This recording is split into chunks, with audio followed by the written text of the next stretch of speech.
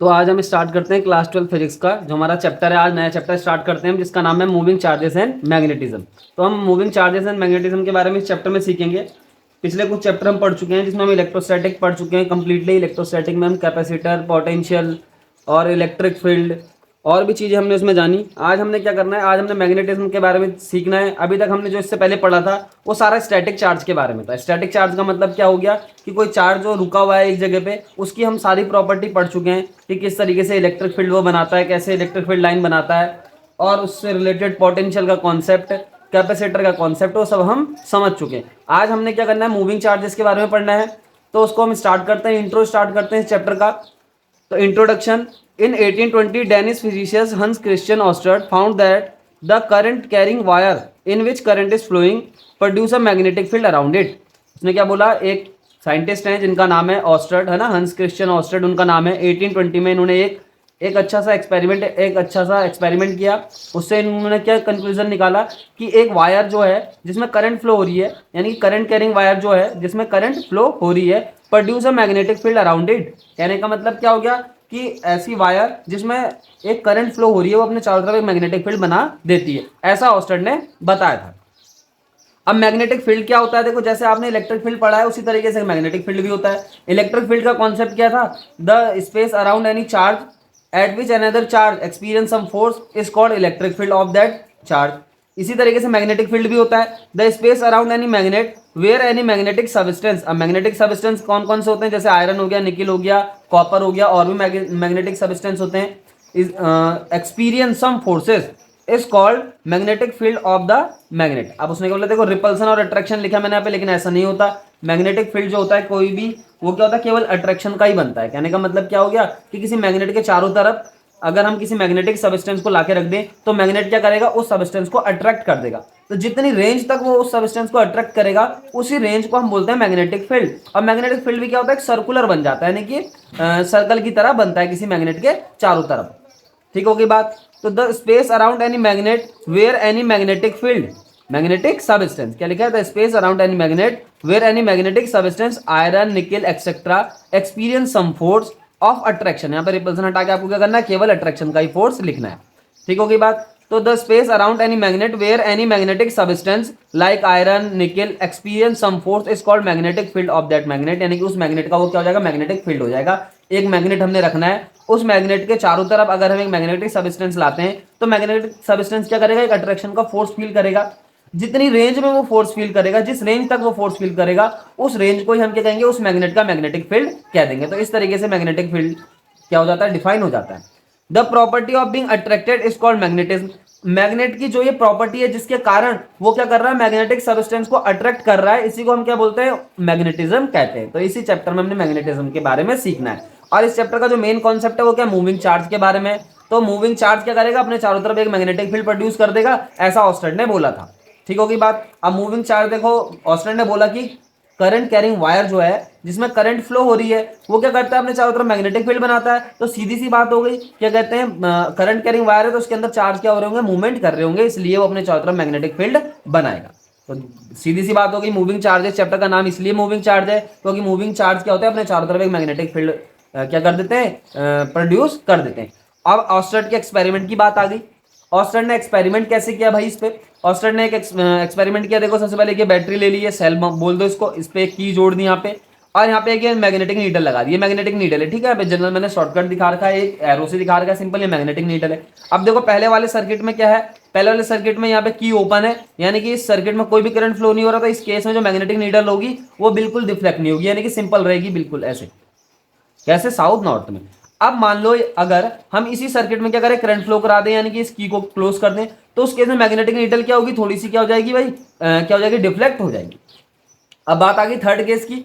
अब third case में क्या है, देखो थर्ड केस में अभी यहाँ पे ये फिगर थोड़ा गलत बन गया, इसको सही कर लेते हैं। देखो इसे हम क्या करते हैं, स्मॉल प्लेट बना लेते हैं, इसको बड़ी प्लेट बना लेते हैं। तो करंट की डायरेक्शन कैसे हो जाएगी, कुछ इस तरीके से हो जाएगी, है ना, इस करंट किस तरफ को फ्लो होगा, इस तरफ को फ्लो होगा। तो यहाँ पे क्या होगी, देखो करंट की डायरेक्शन अपोजिट हो गई as that of this figure, है ना, इस फिगर के हिसाब से यहाँ पे करंट की डायरेक्शन अपोजिट है। तो मैग्नेटिक नीडल जो होगा, जो इसके पास लाएंगे वो भी क्या होगा, ठीक अपोजिट डायरेक्शन में डिफ्लेक्ट हो जाएगा। तो इस तरीके से ऑस्टर्ड ने एक एक्सपेरिमेंट किया था। उसने सिंपल सबसे पहले क्या करा, एक सर्किट लिया, उस सर्किट में कोई भी करंट फ्लो नहीं कराई, तो क्या देखा कि वहां पे जो मैग्नेटिक नीडल लगी थी उसमें कोई डिफ्लेक्शन देखने को ऑस्टेट को नहीं मिला। सेकंड केस में उसने क्या किया भाई, एक क्या करा, मतलब वो की को क्या कर दिया, क्लोज कर दिया, तो क्या होगा, सर्किट में करंट फ्लो होने लगी। करंट फ्लो होने के कारण जो वहां पे मैग्नेटिक नीडल रखी थी सर्किट के पास, वायर के पास, उसमें थोड़ा सा डिफ्लेक्शन आ गया। इससे ऑस्टेट को पता लगा कि क्या कहते हैं, जब किसी करंट कैरिंग वायर में करंट फ्लो हो रही होती है तो उसके चारों तरफ एक मैग्नेटिक फील्ड प्रोड्यूस हो जाता है। उसका जो प्रूफ है वो मैग्नेटिक नीडल यहाँ पे डिफ्लेक्ट होकर दिखा देती है। अब तीसरे केस में क्या हुआ कि ऑस्टेट ने वो जो करंट है उसका डायरेक्शन ही अपोजिट कर दिया, यानी कि पहले डायरेक्शन देखो यह करंट का, अब डायरेक्शन क्या हो गया, अपोजिट हो गया करंट का। तो इस केस में जो मैग्नेटिक नीडल थी वो मैग्नेटिक नीडल ठीक अपोजिट साइड में क्या हो गई, डिफ्लेक्ट हो गई। तो इस तरीके से ऑस्टेट ने अपना एक्सपेरिमेंट किया था और ऑस्टेट ने अपना कंक्लूजन निकाला। ऑस्टेट का जो मेन कंक्लूजन था वो केवल यही था कि the current carrying wire in which current is flowing produces magnetic field around it.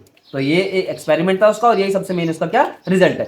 अब इंपॉर्टेंट रिजल्ट क्या है भाई ऑस्टेट के एक्सपेरिमेंट से रिलेटेड, उसको सीख लेते हैं। Stationary charge produce electric field only around it. उसने क्या बोला भाई, स्टेशनरी चार्ज जो होगा, जो रुका हुआ चार्ज होगा, वो अपने चारों तरफ केवल इलेक्ट्रिक फील्ड बनाता है। ये आपको अपने दिमाग में क्या करना है, फिट कर लेना है कि स्टेशनरी चार्ज है, अगर कोई चार्ज रुका हुआ है तो अपने चारों तरफ केवल इलेक्ट्रिक फील्ड ही वो जनरेट करेगा। सेकंड बात क्या हो गई, moving isolated charge produces both magnetic and electric field. ये भी ध्यान रखना कि अगर मूविंग आइसोलेट चार्ज है, आइसोलेट चार्ज का मतलब समझ लो कोई सिंगल चार्ज क्या कर रहा है, मूवमेंट कर रहा है इन स्पेस, उसके अलावा कोई चार्ज नहीं है। आइसोलेट का मतलब यही होता है कि आइसोलेट मीन सिंगल चार्ज है, यानी कि कोई भी हम किसी भी चीज की हम अगर आइसोलेट की बात करते हैं तो आइसोलेट का मीनिंग होता है कि वो सिंगल है, बाकी कोई नहीं है स्पेस में उसके अलावा। तो मूविंग आइसोलेट चार्ज का मतलब क्या हो गया कि चार्ज तो है, आइसोलेट है और मूविंग है। आइसोलेट का मीनिंग क्या होगा कि उसके अलावा कोई दूसरा चार्ज हमें प्रेजेंट ही नहीं है और वो क्या मूव भी कर रहा है। तो मूविंग आइसोलेट जो चार्ज है वो प्रोड्यूस क्या करेगा, मैग्नेटिक फील्ड भी अपने चारों तरफ प्रोड्यूस कर देगा और इलेक्ट्रिक फील्ड भी प्रोड्यूस कर देगा। अब मूव तो वो कर रहा है, तो मूवमेंट के कारण उसके चारों तरफ मैग्नेटिक फील्ड प्रोड्यूस हो जाएगा। अब वो सिंगल चार्ज है इसलिए वो अपने चारों तरफ इलेक्ट्रिक फील्ड भी प्रोड्यूस करेगा। इस चीज को भी आपको ध्यान रखना, ये इंपॉर्टेंट रिजल्ट है ऑस्टेट के एक्सपेरिमेंट से रिलेटेड, आपको याद करने पड़ेंगे। अब थर्ड रिजल्ट क्या है, current carrying conductor produces only magnetic field. अब ये तो सबसे मेन बात है, ऑस्टेट ने यही मेन कहा था कि कोई करंट कैरिंग कंडक्टर है जिसमें करंट फ्लो हो रही है, ये भी ध्यान रखना है कि जिसमें करंट फ्लो हो रही है वो केवल अपने चारों तरफ मैग्नेटिक फील्ड ही प्रोड्यूस करता है। तो ये था इस चैप्टर का इंट्रोडक्शन कि ऑस्टेट ने सबसे पहले बताया कि कोई करंट कैरिंग वायर है जिसमें अगर करंट बह रही है तो उसके चारों तरफ मैग्नेटिक फील्ड प्रोड्यूस हो जाता है। और मैग्नेटिक फील्ड को हमने किस तरीके से डिफाइन करा, जैसे इलेक्ट्रिक फील्ड था उसी तरीके से मैग्नेटिक फील्ड भी डिफाइन हो गया। और ऑस्टेट ने जो एक्सपेरिमेंट करा वो 3 फिगर के थ्रू आपको यहाँ पे समझ लेना है कि उसने क्या एक्सपेरिमेंट करा और उसने क्या 3 रिजल्ट इंपॉर्टेंट निकाले। और ये तीनों रिजल्ट क्या है इस चैप्टर के लिए बहुत इंपॉर्टेंट है, इसलिए आपको इसको ध्यान रखना पड़ेगा। अब बात करते हैं मैग्नेटिक फोर्स की। मैग्नेटिक फोर्स को समझ लेते हैं, मैग्नेटिक फोर्स कौन कौन सा होता है, किस किस टाइप का होता है, कैसे कैसे ये लगेगा। सबसे पहले हम सोर्स एंड फील्ड, है ना, सोर्स एंड फील्ड मतलब हम सोर्स के बारे में समझते हैं कि सोर्स क्या होता है फील्ड का, कहां से ये फील्ड जनरेट होता है। अब देखो हम इसको समझते हैं, देखो क्या लिखा हुआ है, as we know the source charge Q produces electric field ई।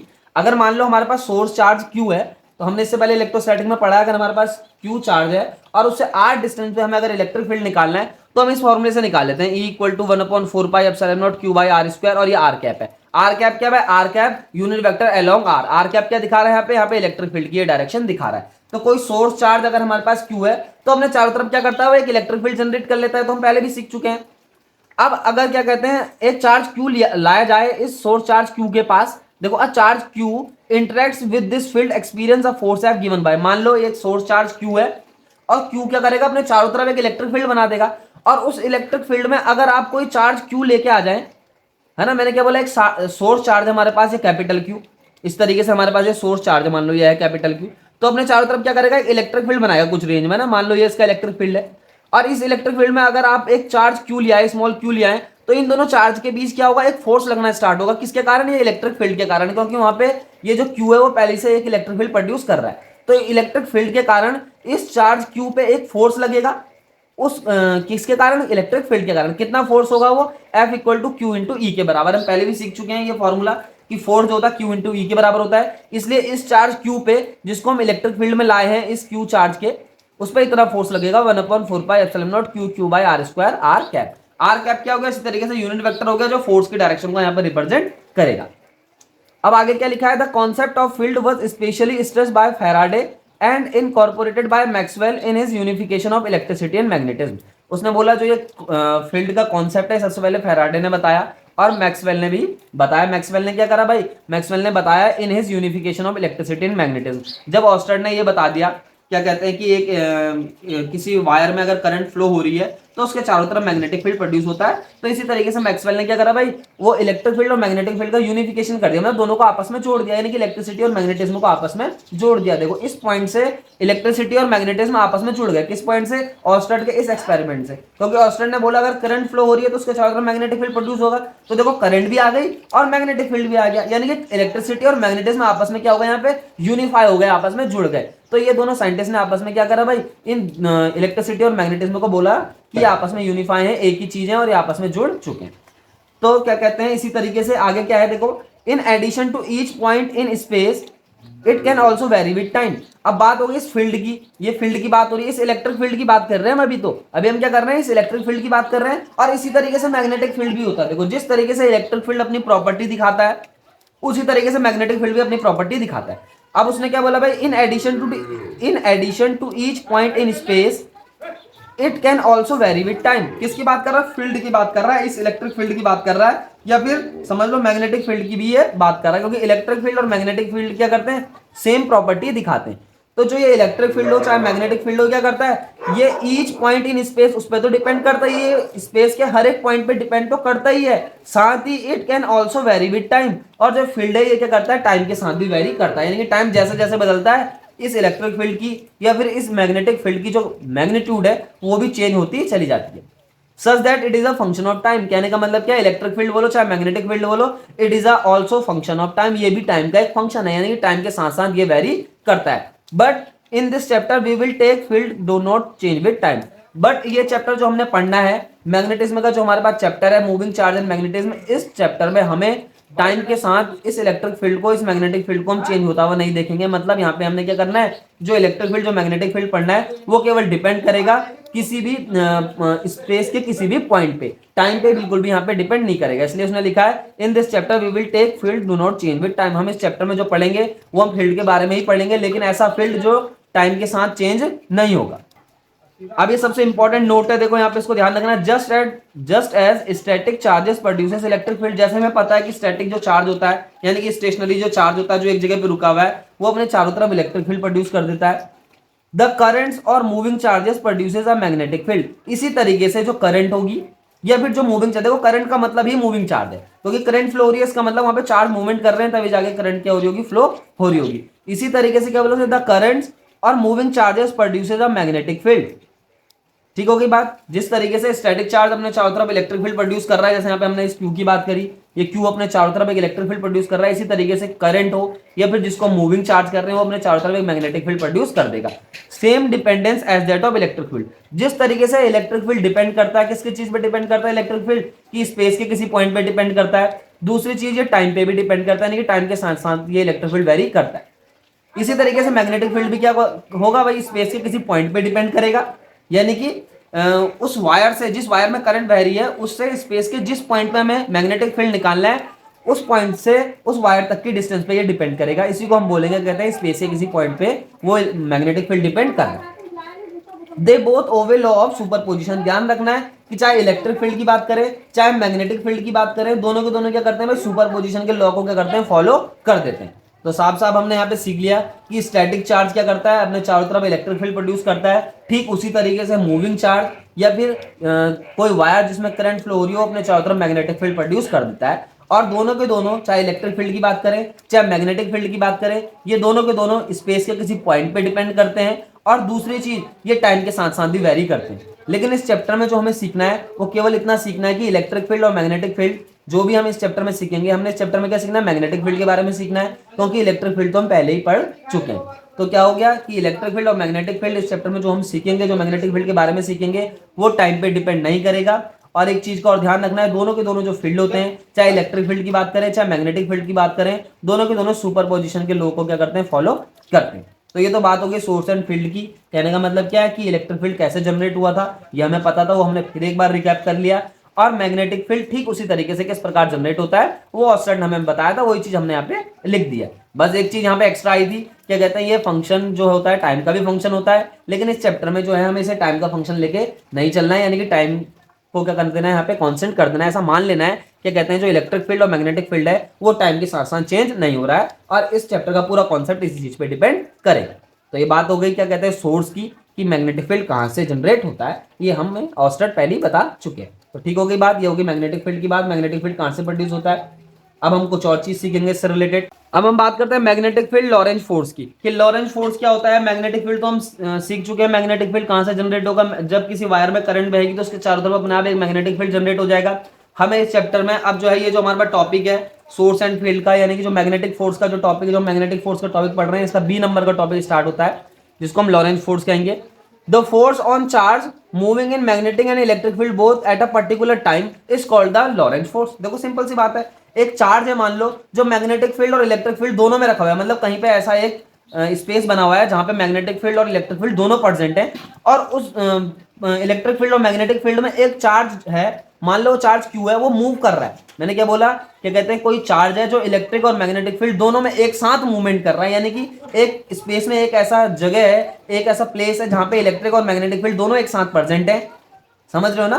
तो क्या बोला मैंने, जहां पे इलेक्ट्रिक फील्ड और मैग्नेटिक फील्ड दोनों के दोनों एक साथ प्रेजेंट है, वहां पे कोई चार्ज मूवमेंट कर रहा है, तो उस चार्ज के मूवमेंट होने के कारण इलेक्ट्रिक फील्ड और मैग्नेटिक फील्ड से उस चार्ज में जितना भी फोर्स लगेगा उसी को हम लॉरेंज फोर्स कहते हैं। तो यहाँ पे साफ साफ लिखा है the force on a charge moving in a magnetic and electric field both at a particular time is called the Lorentz force. समझ में आ गई बात। तो किसी भी चार्ज पे जो मैग्नेटिक फील्ड और इलेक्ट्रिक फील्ड दोनों में मूवमेंट कर रहा है एक साथ, उस पर लगने वाला फोर्स किसके कारण, मैग्नेटिक फील्ड और इलेक्ट्रिक फील्ड के कारण, उसको ही हम लॉरेंज फोर्स कहते हैं। कैसे समझेंगे, देखो let us suppose that there is a point charge q moving with velocity v and located at position r at a given time. मान लो एक चार्ज q है, वो क्या कर रहा है, v वेलोसिटी से मूवमेंट कर रहा है इलेक्ट्रिक फील्ड और मैग्नेटिक फील्ड दोनों में एक साथ, और एट अ पर्टिकुलर टाइम, एक पर्टिकुलर टाइम की बात करें तो मान लो उसका जो पोजीशन है वो r है, इसको r वेक्टर भी बोल सकते हो आप, है ना। क्या बोले, एक चार्ज है जो मैग्नेटिक फील्ड और इलेक्ट्रिक फील्ड दोनों में एक साथ मूवमेंट कर रहा है v वेलोसिटी से, और उसका eight a particular time position क्या है, r है। In presence of both electric and magnetic field the total force on the charge q।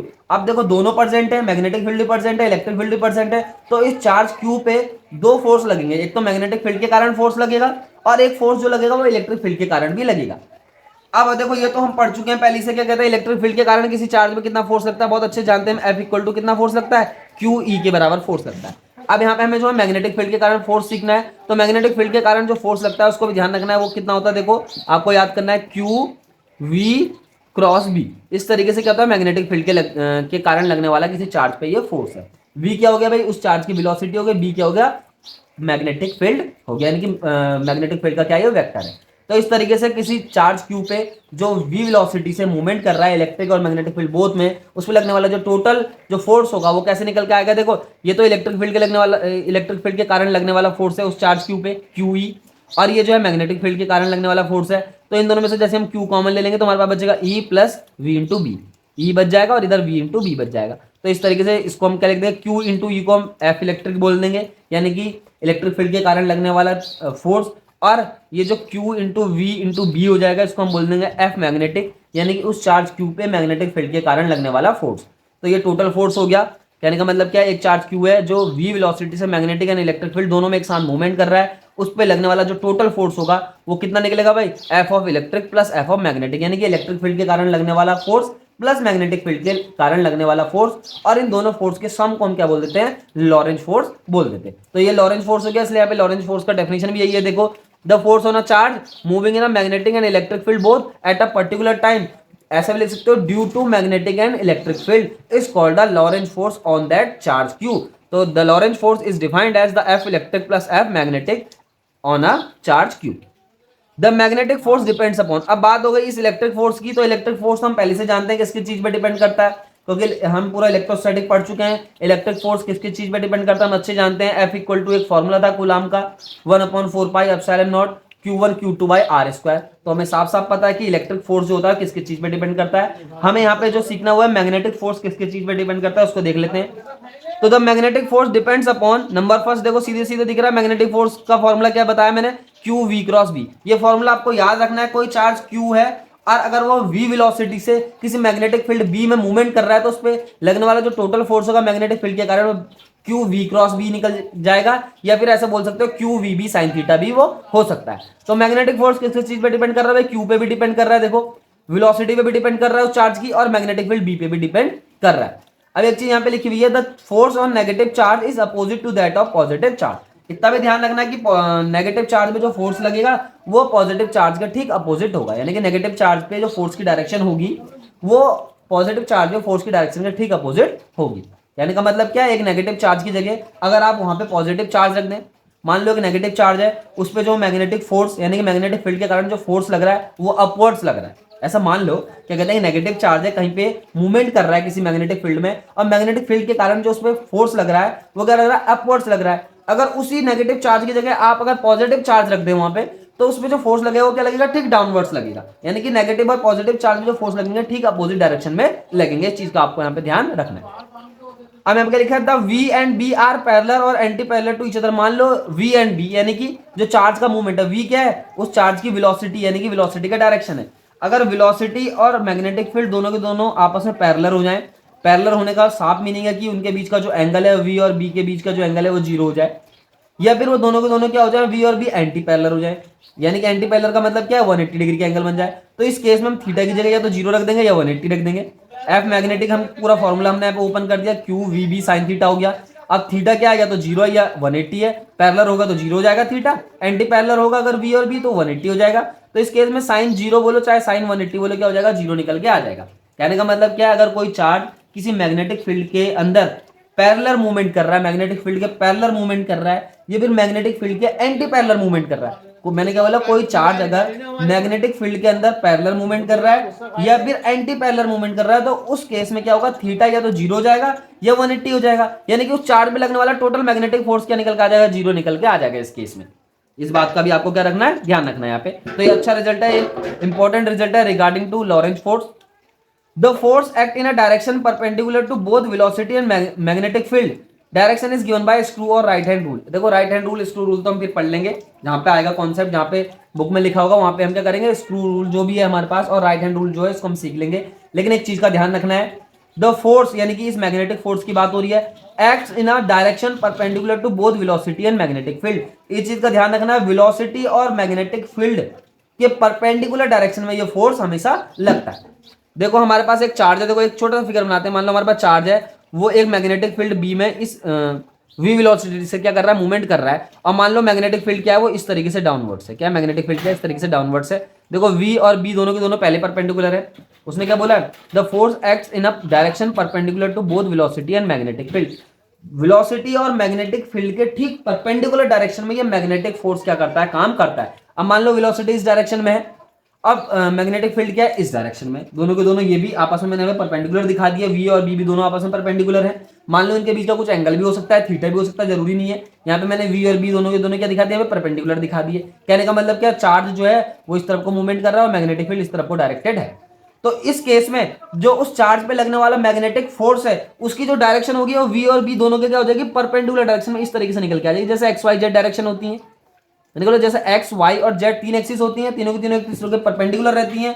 इसी तरीके से आपको ध्यान रखना है, किसी चार्ज पे जो वी वेलोसिटी से किसी मैग्नेटिक फील्ड में थीटा एंगल बनाते हुए क्या कर रहा है, मूवमेंट कर रहा है। देखो यहाँ पे तो मैंने वी और बी के बीच का एंगल क्या ले लिया, 90 ले लिया। जरूरी नहीं है क्या हो या 90 हो, वी और बी के बीच का एंगल थीटा भी हो सकता है कुछ। तो मैंने क्या बोला, अगर कोई चार्ज क्यू किसी मैग्नेटिक फील्ड बी में क्या कर रहा है, बी से यानी कि मैग्नेटिक फील्ड बी से थीटा एंगल बनाते हुए मूवमेंट कर रहा है, तो उस चार्ज क्यू पे जो लगने वाला मैग्नेटिक फोर्स है वो क्या होगा, बी और वी दोनों के क्या होगा, परपेंडिकुलर डायरेक्शन में होगा। कहने का मतलब क्या है, अगर क्या कहते हैं चार्ज एक्स डायरेक्शन में मूवमेंट कर रहा है और उस चार्ज पे जो वहां पे मैग्नेटिक फील्ड प्रेजेंट है, यानी कि पहली से वो किस पे, वाई डायरेक्शन में है, तो उस चार्ज पे लगने वाला जो मैग्नेटिक फोर्स होगा वो जेड डायरेक्शन में अपने आप अप्लाई हो जाएगा। ये चीज उन्होंने यहाँ पे क्या करी है, रिटर्न करी है कि the force acts in a perpendicular direction या फिर direction perpendicular to both velocity and magnetic field. तो इस चीज का ध्यान रखना है। मैंने एक बार और बताया था, मैंने क्या बोला कि अगर कोई चार्ज क्यू है या कोई भी चार्ज है, वो मैग्नेटिक फील्ड बी में मूवमेंट कर रहा है, मैग्नेटिक फील्ड बी से थीटा एंगल बनाते हुए, मान लो यहाँ से यहाँ से का एंगल जो है 90 ना होकर थीटा है। मैंने क्या बोला, देखो एक चार्ज क्यू है, वो मैग्नेटिक फील्ड बी में बी से थीटा एंगल बनाते हुए मूवमेंट कर रहा है, तो उस चार्ज क्यू पे जो लगने वाला मैग्नेटिक फोर्स होगा वो बी और वी दोनों के परपेंडिकुलर हो जाएगा। या फिर मैंने क्या बोला, अगर चार्ज एक्स डायरेक्शन में मूवमेंट कर रहा है, और जो क्या कहते हैं वहां पे जो मैग्नेटिक फील्ड प्रेजेंट है वो वाई डायरेक्शन में है, तो उस चार्ज पे लगने वाला जो मैग्नेटिक फोर्स होगा यानी कि एफ मैग्नेटिक जो होगा उसकी डायरेक्शन जो होगी ठीक जेड डायरेक्शन में होगी, यानी कि बी और वी के क्या हो जाएगी, ठीक परपेंडिकुलर हो जाएगी। ये चीज आपको यहाँ पे ध्यान रखनी है। अब हम बात करते थे यूनिट ऑफ बी की, जो हम क्योंकि हमें बी के बारे में पढ़ रहे हैं, बी आया था कहीं पे, यह है बी, देखो है ना, ये बी आ गया, इस बी के बारे में पढ़ रहे हैं। बी क्या मैग्नेटिक फील्ड है, तो इधर यूनिट ऑफ बी अगर आप यहां से इस फॉर्मूले से निकालेंगे साइन थीटा को हटा के, तो देखो ये तो न्यूटन है, क्यू की भी रख देंगे कूलाम, वी की रख देंगे मीटर पर सेकंड, साइन थीटा की कोई यूनिट रखने की जरूरत नहीं होगी, उसकी कोई यूनिट होती नहीं है, वो थीटा है ना, देखो उसकी यूनिट यहाँ पे नहीं रखी जाएगी, वो वैनिश हो जाएगी। एफ मैग्नेटिक जो हो गया, यानी कि देखो, यानी कि फोर्स की यूनिट न्यूटन रख देंगे, मैंने बोला, क्यू की यूनिट कूलाम रख देंगे, वी की यूनिट जो है वेलोसिटी मीटर पर सेकंड रख देंगे, तो यूनिट ऑफ बी जो निकल के आएगी न्यूटन सेकंड पर कूलाम मीटर निकल के आ जाएगी, फिर ऐसे लिख दोगे न्यूटन सेकंड पर कूलाम पर मीटर, या फिर इसको हम टेस्ला भी बोलते हैं, या एसआई यूनिट की यहाँ पे बात हो रही है। मैंने क्या बोला, जो बी की यूनिट है वो हमने टेस्ला बोल दी, या फिर ये बी की क्या होगा यूनिट यहाँ पे होगी। Another smaller unit of magnetic field B is called gauss, और वन गॉस किसके बराबर होता है, 10⁻⁻⁴ टेस्ला के बराबर होता है। इस चीज को आपको यहाँ पे ध्यान रखना है। द अर्थ मैग्नेटिक फील्ड, हमारा जो अर्थ है उसका मैग्नेटिक फील्ड कितना होता है, उसको यहाँ पे आपको याद रखना है। ये क्या है, एक छोटा सा क्या हो गया कॉन्सेप्ट है, मतलब ये इसको भी याद करना है आपको कि अर्थ का जो मैग्नेटिक फील्ड होता है किसके बराबर होता है, 3.6 इंटू 10⁻⁵ टेस्ला के बराबर अर्थ का मैग्नेटिक फील्ड होता है। तो इस वाले टॉपिक में हमने क्या सीखा, देखो जो हमारा टॉपिक जो चल रहा था मेन टॉपिक वो था फोर्स के बारे में, मैग्नेटिक फोर्स के बारे में। सबसे पहले हमने ए वाले जो इससे पहले वाला पेज था उसमें हमने ए वाला जो टॉपिक था उसमें हमने सीखा कि सोर्स क्या होता है, यानी कि मैग्नेटिक जो फील्ड है, मैग्नेटिक जो फोर्स है उसका सोर्स क्या है, वो कहां से जनरेट हो रहा है। हमने क्या पढ़ा इस चैप्टर में कि मूविंग चार्ज के कारण मैग्नेटिक फील्ड क्या हो जाता है, जनरेट हो जाता है। अब मूविंग चार्ज है तो मैग्नेटिक फील्ड जनरेट होगा, तो उस मूविंग चार्ज पे क्या करेगा, मैग्नेटिक फील्ड के कारण एक फोर्स भी वहां पे लगता है, जिसको हमने क्या बोल दिया भाई, लॉरेंज फोर्स बोल दिया। और लॉरेंज फोर्स क्या भाई, Lorentz force is the sum of forces on a charge Q due to magnetic and electric field both. Electric field के फोर्स के कारण, इलेक्ट्रिक फील्ड का कारण जो किसी चार्ज पे फोर्स लगता है उसके बारे में हम पहले भी पढ़ चुके हैं। हमने इस चैप्टर में क्या पढ़ना है कि मैग्नेटिक फील्ड के कारण किसी चार्ज पे कितना फोर्स लगता है, तो वो भी हमने सीख लिया कि कोई चार्ज क्यू है वो मैग्नेटिक फील्ड बी में अगर वी वेलोसिटी से मूवमेंट करता है तो उस पर लगने वाला जो टोटल फोर्स होगा मैग्नेटिक फील्ड के कारण वो इतना लगता है, क्यू वी क्रॉस बी। ठीक हो गई बात। लॉरेंज फोर्स क्या हो गया, मैंने बोला लॉरेंज फोर्स क्या है, इन दोनों फोर्स का सम है, इलेक्ट्रिक फोर्स का प्लस मैग्नेटिक फोर्स का, दोनों को जोड़ देंगे आपस में तो लॉरेंज फोर्स निकल के आ जाएगा। इलेक्ट्रिक फोर्स के बारे में हम पहले पढ़ चुके हैं, इसलिए हमने इस चैप्टर में मैग्नेटिक फोर्स के बारे में पढ़ना है, और हम मैग्नेटिक फोर्स का डिपेंडेंस भी यहाँ पे सीख चुके हैं। और हम इस मैग्नेटिक फील्ड जो बी है इसका यूनिट भी हम जान चुके हैं, टेस्ला होता है या फिर गॉस होता है। गॉस क्या, उसका एक स्मॉलर यूनिट है। तो ये तो बात हो गई आपकी मैग्नेटिक फील्ड की, लॉरेंज फोर्स की, लॉरेंज फोर्स क्या होता है और मैग्नेटिक फोर्स क्या होता है वो भी हम यहाँ पे सीख चुके हैं। अब हम आगे कंटिन्यू करते हैं। Magnetic force on a current carrying conductor, मान लो हमारे पास एक करंट कैरिंग कंडक्टर है, उस पर लगने वाला मैग्नेटिक फोर्स क्या होगा। देखो इससे पहले जो हमने सीखा वो लॉरेंज फोर्स सीखा, और वहां पे बीच में कॉन्सेप्ट भी आ गया था, क्या कहते हैं, कोई चार्ज क्यू है, अगर बी मैग्नेटिक फील्ड में वी वेलोसिटी से मूवमेंट कर रहा है तो उस चार्ज क्यू पे मैग्नेटिक फील्ड के कारण लगने वाला जो फोर्स था उसको मैं एफ मैग्नेटिक कहा, उसको हमने डिफाइन करा F equal to Q V B sine theta से, यानी कि एक चार्ज क्यू जो मैग्नेटिक फील्ड में मूवमेंट कर रहा है उस पर लगने वाला फोर्स हम निकाल चुके हैं या फिर उसके बारे में हम जान चुके हैं। अब हमारे पास एक करंट कैरिंग कंडक्टर है जो मैग्नेटिक फील्ड बी में रखी हुई। अब क्या है, पहले तो एक चार्ज रखा था, सिंगल चार्ज क्यू था जिसमें हमने लगने वाला फोर्स निकाल दिया। अब हमारे पास टोटल करंट कैरिंग कंडक्टर है, तो करंट कैरिंग कंडक्टर में तो बहुत सारे चार्ज होते हैं, तो उस करंट कैरिंग कंडक्टर में लगने वाला टोटल फोर्स हम फाइंड आउट करेंगे इस मैग्नेटिक फील्ड के कारण। Consider a rod of uniform cross sectional area ए, मान लो हमारे पास रॉड है या फिर मान लो करंट कैरिंग कंडक्टर है जिसका uniform cross sectional area A है, एंड लेंथ एल, और मान लो उस रॉड की जो है लेंथ है वो क्या है, एल है। Let the number of charge carriers per unit volume is an, मान लो पर यूनिट वॉल्यूम में जो नंबर ऑफ चार्ज कैरियर्स है वो क्या है, एन है। तो total number of charge carriers कितने हो जाएंगे भाई, देखो पर यूनिट वॉल्यूम में जो नंबर ऑफ चार्ज कैरियर्स है वो एन है, तो टोटल वॉल्यूम में जो नंबर ऑफ चार्ज कैरियर्स होंगे वो कितने होंगे, एन इंटू इसका वॉल्यूम, क्योंकि यूनिट वॉल्यूम में जो है वो चार्ज कैरियर्स स्मॉल एन है, तो टोटल वॉल्यूम में चार्ज कैरियर कितने होंगे, एन इंटू इसका वॉल्यूम जो भी इसका टोटल वॉल्यूम होगा। तो टोटल वॉल्यूम कैसे निकलेगा भाई, देखो यहाँ पे क्या लिखा है, therefore total number of charge carrier in the whole volume is equal to N, N क्या है, यूनिट वॉल्यूम में चार्ज कैरियर है, तो टोटल वॉल्यूम कितना है भाई उसका v, या फिर v को हम ए एल से भी दिखा सकते हैं, area into length is called volume. तो टोटल वॉल्यूम में जो नंबर ऑफ चार्ज कैरियर्स हैं वो एन ए एल निकल के आ जाएंगे। बात हो गई in the presence of external magnetic field की, एक एक्सटर्नल मैग्नेटिक फील्ड वहां पे ले आएंगे। इस केस में the force on these carriers is given by F Q V B sine theta. हम अच्छे जानते क्या कहते हैं, वो क्या होता है भाई, किसी चार्ज कैरियर्स पे किसी कोई भी चार्ज है उस पे लगने वाला जो मैग्नेटिक फील्ड के कारण फोर्स है वो कैसे निकलता है, F Q V B sine theta, या फिर एफ क्या बोला मैंने, F equal to Q V B sine theta लिख दो, या फिर क्या लिख दो, F Q V cross B, क्या लिख दो, वी क्रॉस बी। अब यहाँ पे क्या है, हमारे पास एक करंट कैरिंग कंडक्टर है, करंट कैरिंग कंडक्टर है, तो उसके अंदर जो है हम किसकी बात करेंगे, फ्री क्या होते हैं भाई, मूवमेंट करने के लिए इलेक्ट्रॉन होते हैं, फ्री इलेक्ट्रॉन होते हैं। तो इलेक्ट्रॉन क्या करते हैं, हमेशा चार्ज किसी भी करंट कैरिंग कंडक्टर के अंदर ड्रिफ्ट वेलोसिटी से मूवमेंट करते हैं। मैंने क्या बोला कि कोई भी हमारे पास कंडक्टर है उसके अंदर अगर हमारे पास फ्री इलेक्ट्रॉन है, तो जब वो मूवमेंट करते हैं किससे करते हैं, ड्रिफ्ट वेलोसिटी से मूवमेंट करते हैं। तो वी की जगह क्या आ जाएगा यहाँ पे, इलेक्ट्रॉनों की ड्रिफ्ट वेलोसिटी वी डी आ जाएगी। और ये बी तो है यहाँ पे मैग्नेटिक फील्ड पहले से प्रेजेंट। अब ये क्यू क्या है भाई, क्यू क्या हो गया, देखो क्यू बराबर क्या होता है हम अच्छे जानते हैं, एन इंटू ई होता है। एन क्या हो गया भाई, total number of charge carriers, E क्या हो गया, इलेक्ट्रॉनिक चार्ज यानी कि इलेक्ट्रॉन पे लगने वाला चार्ज, यानी कि इलेक्ट्रॉन पे जितना चार्ज प्रेजेंट होता है ये उसकी बात कर रहे हैं। और एन क्या हो गया, total number of charge carrier present in the current carrying conductor, जो हमारे पास यहाँ पे गिवन है। तो हमारे पास total number of charge carriers कितने निकले थे भाई, एन ए इंटू एल, क्योंकि एन जो था वो इस वाले जो हमारे पास टॉपिक है, इस टॉपिक में एन जो था वो क्या था भाई, पर यूनिट वॉल्यूम में इलेक्ट्रॉनों की संख्या थी। तो टोटल जो होगी पूरे वॉल्यूम में जो इलेक्ट्रॉनों की संख्या हो कितनी निकल के आ गई, एन इंटू ए इंटू एल निकल के आ गई, क्योंकि उसका वॉल्यूम ए इंटू एल है। तो हम क्या करते हैं, क्यू की जगह हम एन इंटू ई रखेंगे, और इस एन की जगह हम क्या करेंगे, एन इंटू ए इंटू एल रख देंगे, टोटल वॉल्यूम में नंबर ऑफ इलेक्ट्रॉन। और इस ई की जगह तो हम इलेक्ट्रॉन चार्ज ई ही रखेंगे, ये क्योंकि वी डी क्रॉस बी। ठीक होगी बात। अब ये क्या हो गया, देखो एन ई वी डी को हमने एक साथ ले लिया, एन ई और वी डी को यहाँ पे लिया है, और एल ए यहाँ पे लिख दिया, और बी को हमने क्रॉस करके अलग कर दिया। अब एन ई वी डी अगर आप अच्छे जानते हो तो एन ई वी डी जो है उसको हम जे बोलते हैं, यानी कि करंट डेंसिटी जे। और जे को जो है हम अच्छे तरीके से जानते हैं कैसे डिफाइन होता है, J equal to I upon A होता है, current density is equal to current upon area. ठीक होगी बात। तो एन ई वी डी की जगह हमने करंट डेंसिटी जे रख दी, एल ए तो ऐसा ही रहेगा, और ये बी हो गया। अब हमने क्या करा भाई, देखो यहाँ पे जैसे जे इक्वल टू आई अपॉन ए है, तो आई बराबर क्या हो जाएगा, जे इंटू ए, यानी कि जे को ए से मल्टीप्लाई करेंगे तो करंट निकल के आ जाएगी फिर से। तो जे इंटू ए की जगह आपने यहाँ पे आई रख देना है, करंट रख देनी है, और ये जो एल है वो एल ऐसे रह जाएगा, क्रॉस में बी हो जाएगा। तो क्या हो गया, F equal to I L cross B, या फिर आप ऐसा लिख सकते हैं F equal to I L B sine theta, यानी कि करंट कैरिंग कंडक्टर जिसका uniform cross sectional area A है, जिसकी लेंथ एल है, और वो मैग्नेटिक फील्ड बी में पहले से रखा हुआ है, उस पर लगने वाला जो टोटल फोर्स होगा इस मैग्नेटिक फील्ड बी के कारण वो लगेगा आई एल क्रॉस बी या फिर I L B sine theta. तो ये बात हो गई किसी करंट कैरिंग कंडक्टर पे लगने वाले फोर्स की। तो इस फॉर्मूले को अच्छे से याद रखना है आपको, बहुत सिंपल है। क्या है कि भाई एक करंट कैरिंग कंडक्टर है जिसकी लेंथ एल है, उसको मैग्नेटिक फील्ड बी में रख दिया हमने, तो उसमें लगने वाला जो टोटल फोर्स है वो इस फॉर्मूले से निकल जाएगा, F I L cross B. याद रखना है जो लेंथ है L has the same direction as I, L का वही डायरेक्शन हम कंसीडर करते हैं जो आई का डायरेक्शन होता है। या फिर हम इसको इस तरीके से लिख सकते हैं, देखो अगर हम बात करें टोटल, क्या कहते हैं, टोटल हमारे पास बहुत बड़ी वायर है, हम उसका क्या करेंगे, उसमें क्या करेंगे, हम छोटे छोटे स्मॉल क्या लेंगे, लेंथ के एलिमेंट लेंगे, सबको क्या कर देंगे, सम अप कर देंगे। तो एफ इक्वल टू क्या निकल के आ जाएगा, summation of J I D L J cross B. देखो कुछ भी नहीं, आई की जगह आई है, इस एल की जगह डी एल जे हो गया, डी एल जे क्या हो गया भाई, स्मॉल एलिमेंट हो गए, एक एलिमेंट होगा, दो एलिमेंट होगा, फिर सबको सम कर देंगे एक साथ, तो टोटल एलिमेंट का क्या निकल के आ जाएगा, सम निकल के आ जाएगा, यानी कि टोटल वायर की लेंथ निकल के आ जाएगी, यानी कि एल ही वापस निकल के आ जाएगा।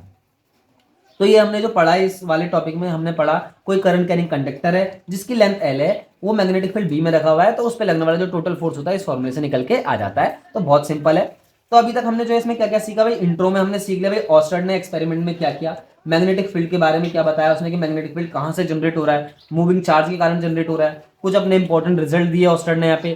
फिर उससे रिलेटेड हमने सीखा भाई जो ये सोर्स क्या होता है, मतलब मैग्नेटिक फील्ड कहाँ से जनरेट होता है। तो सोर्स कहाँ से जनरेट हो रहा है भाई, क्या सोर्स है मैग्नेटिक फील्ड का, कि मूविंग चार्ज, मूविंग चार्ज है तो उसके चारों तरफ मैग्नेटिक फील्ड प्रोड्यूस हो जाएगा। ये क्या है, सोर्स है किसका, मैग्नेटिक फील्ड जनरेट होने का, कि मूविंग चार्ज है तो उसके चारों तरफ मैग्नेटिक फील्ड क्या हो जाएगा, जनरेट हो जाएगा। ये क्या है भाई, मैग्नेटिक फील्ड का सोर्स हो गया। फिर हमने सीखा कि एक चार्ज क्यू है, अगर वो मैग्नेटिक फील्ड बी में क्या कर रहा है, मूवमेंट कर रहा है वी वेलोसिटी से, तो उस पर लगने वाला जो है फोर्स कितना होगा, जिसको हमने F equal to Q V B sine theta से रिप्रेजेंट करा। और अगर मैंने क्या बोला, इससे पहले हमने लॉरेंज फोर्स भी सीखा। लॉरेंज फोर्स में क्या था, लॉरेंज फोर्स में दोनों फोर्स को हमने सम कर दिया, यानी कि एक ऐसा स्पेस जहां पे इलेक्ट्रिक फील्ड भी और मैग्नेटिक फील्ड दोनों प्रेजेंट है, वहां पे एक चार्ज क्यू वी वेलोसिटी से मूवमेंट कर रहा है, तो उस पर लगने वाला जो टोटल फोर्स होगा इलेक्ट्रिक फील्ड और मैग्नेटिक फील्ड के कारण, उसके सम को हम क्या बोलेंगे, लॉरेंज फोर्स कह देंगे। अगर सिंगल हमारे पास मैग्नेटिक फील्ड हो, मतलब हमारे पास इलेक्ट्रिक फील्ड हो ही ना, मैंने क्या बोला, हमारे पास इलेक्ट्रिक फील्ड ना हो, केवल मैग्नेटिक फील्ड हो, तो उस केस में उस चार्ज क्यू पे जो लगने वाला फोर्स होगा केवल ये वाले फॉर्मूले से निकल जाएगा, F equal to Q V B sine theta. याद रखना है इस फॉर्मूले को, बहुत इंपॉर्टेंट फॉर्मूला है। और अगर हमारे पास करंट कैरिंग कंडक्टर है एल लेंथ का और उसको मैग्नेटिक फील्ड में लगा रखा हुआ है, तो उस पर लगने वाला टोटल फोर्स जो है इस फॉर्मूले से निकल के आ जाता है। तो इसके इंट्रो में हमने इतना सीख लिया कि मैग्नेटिक फील्ड क्या होता है, कहाँ से जनरेट होता है, या मैग्नेटिक फोर्स जो होता है वो भी हमने सीख लिया, किसी चार्ज में मैग्नेटिक फोर्स कितना लगेगा, अगर वो मूवमेंट कर रहा है, करंट कैरिंग कंडक्टर है तो उसमें मैग्नेटिक फोर्स कितना लगेगा। तो ये इंपॉर्टेंट रिजल्ट थे, इंपॉर्टेंट चीजें थी इस चैप्टर की, वो इंट्रो वो हमने सीख लिया। Thank you.